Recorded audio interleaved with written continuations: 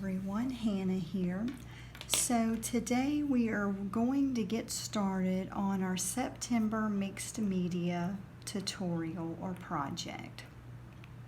I wanted to kind of give a rundown of what you'll receive in your box. We are kind of getting into some fall colors here, and I thought it would be a really good color combo. This Manor Blue with the gold amber, and then we're going to be adding in some brown rust paste to kind of make our wooden crate a little distressed or kind of old looking. So I thought these colors would pair very well together. Now the crates that you will be receiving will be one of these, which this is most of what we'll be sending out is these. And there's maybe just a couple of these. I'm probably going to go ahead and do my project on this one just to show how you can incorporate this one. Basically, I would do it the same as with the other one. And here's the other one too. It's kind of in between this one and just the regular rectangle one. So either one of those three you'll be receiving. If you have a preference on which one you would like to get in the mail, then just message me as soon as you can, because these boxes do go out pretty quickly, you know, depending on when the customer's renewal dates are. So these are some of the other items that you will be getting in your box.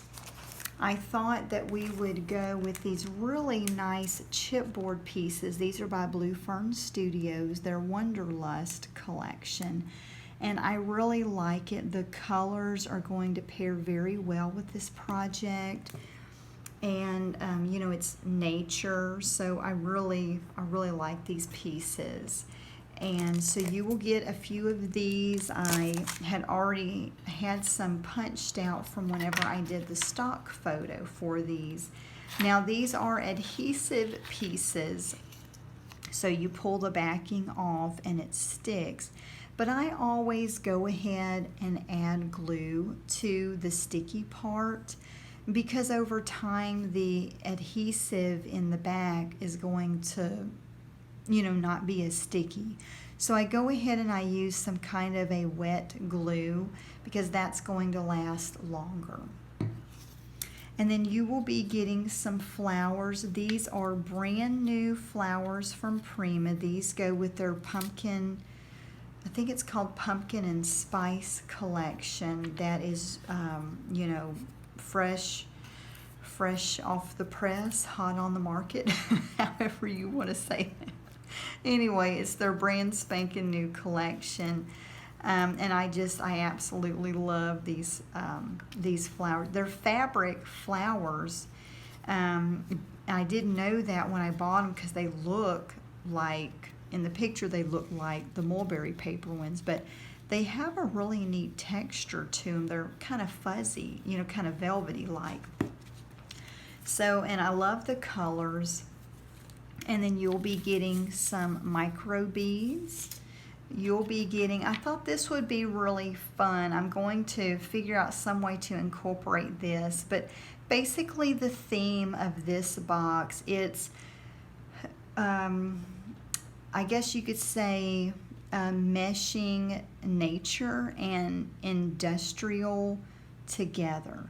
So you've got kind of an aged, rustic look, you know, nature themed with, you know, some nails and bolts and gears. So I thought it would be a really interesting project to do. So we'll see how it goes. So you get a little piece of this zipper, a key, just whatever random key, and you're going to be getting some screws, some bolts. These are just some random beads. Some is like a bronze, some are a gold color in case maybe you wanted a little sparkle. They're probably going to end up being covered up with paint anyway. I'm not 100% sure how I'm going to design this. I kind of have some ideas, but you know, sometimes your brain will switch gears on you. So your box will receive some mechanical pieces. These are, it's a mold made by Prima. They're Mechanicals mold. And so I used plaster of Paris, and these are some nice thick ones. And some I left the white kind of ivory color, and then some I actually applied some brown matte wax paste to them. So you'll get a couple that will have the brown wax paste, and you'll get some that will have the white. So just to kind of mix and match, you might want to color the white pieces yourself with either this, or just leave it white. So that way, to kind of give you some, you know, some areas of creativity to make it how you want it to look. So we're going to go ahead, oh, I guess I left out a bead.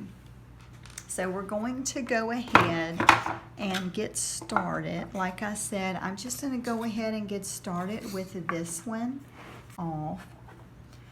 I'm going to use a little bit bigger brush because I'm just going to gesso this whole thing down. If you have a larger brush, that would be the best bet. If you don't, you will be getting a brush and palette knife in your box. It will be, you know, a brush shaped like this, but it will be smaller. So I'm going to go ahead and prime our area.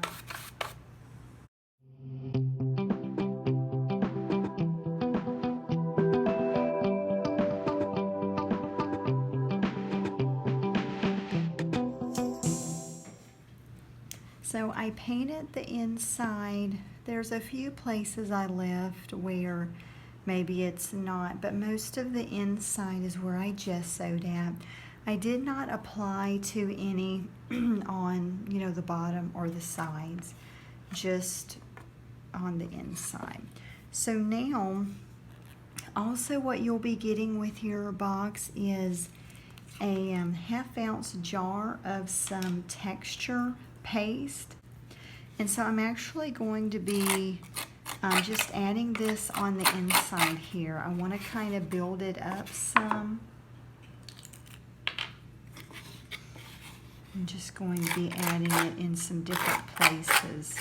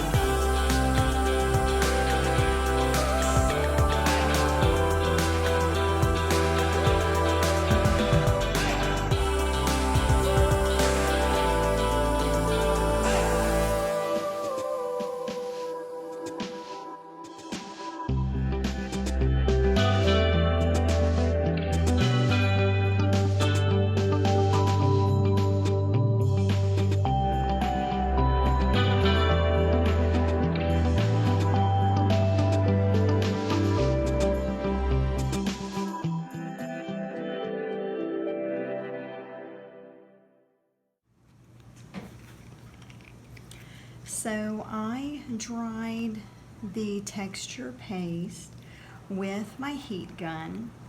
If you don't have a heat gun, you can use a blow dryer, or if you don't have a blow dryer or hair dryer, then you can just let it sit out for a few hours and dry. If you're in hot, humid weather like we are in Texas, you could even sit it outside, you know, 30 minutes max, it's dried. So anyway, today we're actually having some rainy weather today. So I think it's supposed to bring in a cool front. So that wasn't the option for me today. but on a lot of days it is. So I'm basically going to be brushing most of the inside with this beautiful, beautiful blue paint. Absolutely love this color. And with having, with doing that extra layer with the texture paste, that will really help. We're just kind of building layers and textures at this point, and then everything will be tied all together here soon.